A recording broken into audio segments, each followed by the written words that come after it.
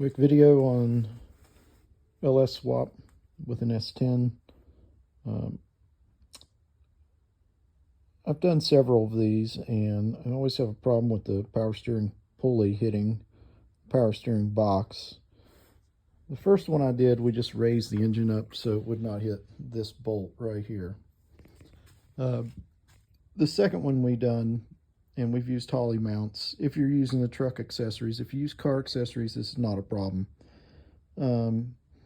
Second one we did, we shaved the head of this bolt down so much that you're probably never going to get it off. I tried a couple different things here. The first thing I tried was this ICT bracket that tucks the power steering pump up and over.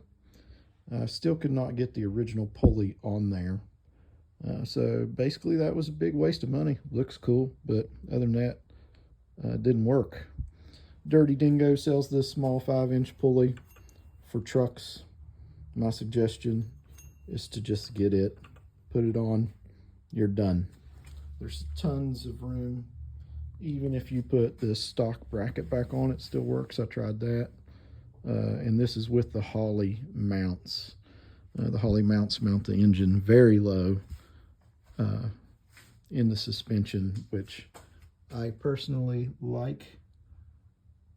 I use the LS1 mount on the engine side, the Holley mount on the factory side. Now on this particular one, we're making it 4-wheel drive, and it used to be a 2-wheel drive, but we just welded in some nutserts, and so it did space it up just a little bit, but it sure is easier than trying to get a wrench in there to hold those things.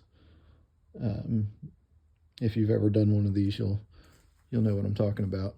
So I would recommend welding those in. The engine mounts still line up just fine. If you're doing an S10 swap, the Holley headers work great, or I'm sorry, manifolds work great. I chose on this one to just build my own exhaust because I got all that pipe off eBay for $100, and I had that muffler laying around for free. I do have another one over here, and it has the LS1 accessories on it. Sorry about the lighting in here, it's hard to see. There we go, a little better. And I just had to move the alternator up and over. That's a simple one bracket you buy.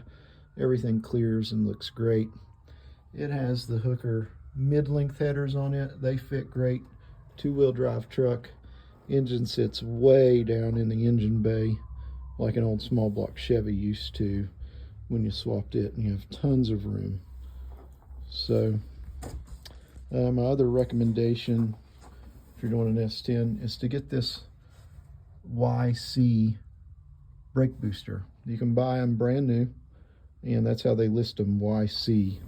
And it's a little tiny round one that came stock on 93, 94 S10s. The other brake boosters were this big flat one, and it's like pancake. And depending on what you're doing, you need room underneath that. I'm going to hook the column shift up on this because I did a 1-inch body lift, and that lifts it up enough to get it to work. But you have to run a cable, and it needs to wrap around, and that booster's in the way, and the other one is not. So I have a new booster coming for it.